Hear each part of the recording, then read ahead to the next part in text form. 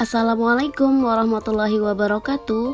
Saya Umi Nasia, calon guru penggerak angkatan 9 dari SDIT Al-Fatih, Kabupaten Oku. Bertemu lagi dengan saya di video koneksi antar materi modul 2.1 pembelajaran berdiferensiasi. Apa yang dimaksud dengan pembelajaran berdiferensiasi? Pembelajaran berdiferensiasi adalah usaha guru dalam menyesuaikan proses pembelajaran di kelas untuk memenuhi kebutuhan belajar individu murid. Pembelajaran berdiferensiasi adalah pembelajaran untuk mendukung semua murid di kelas. Bagaimana cara untuk dapat melakukan pembelajaran berdiferensiasi di kelas? Agar dapat melakukan pembelajaran berdiferensiasi, guru harus memahami tujuan pembelajaran. Yang kedua, guru harus mengetahui dan merespon kebutuhan belajar murid. Yang ketiga, guru harus menciptakan lingkungan belajar yang mengundang murid untuk belajar. Kemudian, yang keempat, melakukan manajemen kelas yang efektif. Yang kelima, guru harus melakukan penelitian berkelanjutan. Berkaitan dengan kebutuhan belajar murid, guru harus memahami 3 aspek berikut. Yang pertama, yaitu kesiapan belajar murid atau readiness. Yang kedua yaitu minat murid. Dan yang ketiga, profil belajar murid. Kesiapan belajar murid mengharuskan guru untuk menilai pengetahuan awal dan menentukan apa yang telah murid ketahui di mana murid berada. Minat murid. Setiap anak pasti berbeda-beda.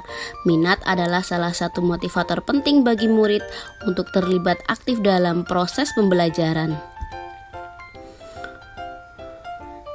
Profil belajar murid, yaitu lingkungan, budaya, gaya belajar, dan kecerdasan majemuk. Kebutuhan belajar murid dapat diidentifikasi berdasarkan cara-cara berikut, yaitu perilaku murid, pengetahuan awal, mereview dan melakukan refleksi terhadap praktik pengajaran, berbicara dengan guru murid sebelumnya, membaca rapor murid di kelas sebelumnya, dan menggunakan berbagai penilaian formatif dan diagnostik. Adapun strategi untuk mendiferensiasi pembelajaran, yang pertama, ada diferensiasi konten, yang kedua, diferensiasi proses, dan yang ketiga, diferensiasi produk. Diferensiasi konten yaitu berkaitan dengan apa yang kita ajarkan seperti materi, konsep, atau keterampilan yang perlu dipelajari berdasarkan kurikulum. Mendiferensiasi konten dapat dilakukan dengan membedakan pengorganisasian atau format penyampaiannya, bukan mengubah atau menurunkan standar kurikulum.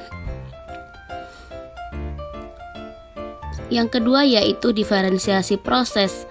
Diferensiasi proses yaitu kegiatan yang memungkinkan murid berlatih dan memahami atau memaknai konten dengan cara membedakan proses yang harus dijalani murid.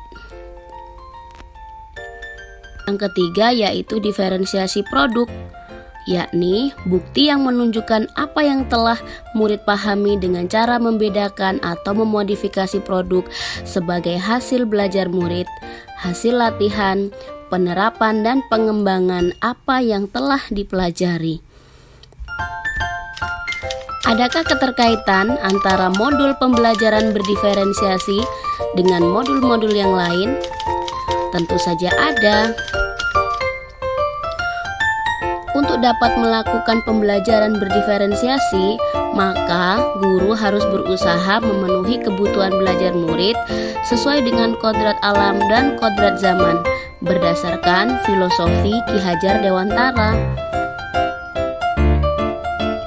Dalam melakukan pembelajaran berdiferensiasi, seorang guru penggerak harus berpihak pada murid, reflektif, mandiri, kolaboratif untuk menciptakan pembelajaran-pembelajaran berdiferensiasi agar dapat memenuhi kebutuhan murid.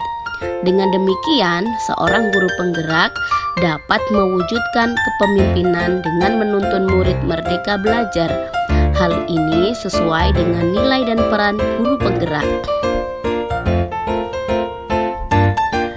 Pembelajaran berdiferensiasi dapat menjadi salah satu strategi untuk mewujudkan visi guru penggerak yang berpihak pada murid.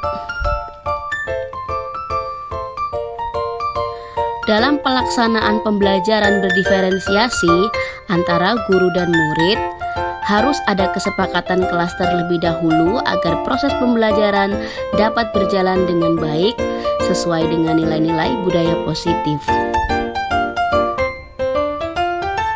Demikianlah pemaparan koneksi antar materi modul 2.1. Semoga bermanfaat. Terima kasih. Wassalamualaikum warahmatullahi wabarakatuh.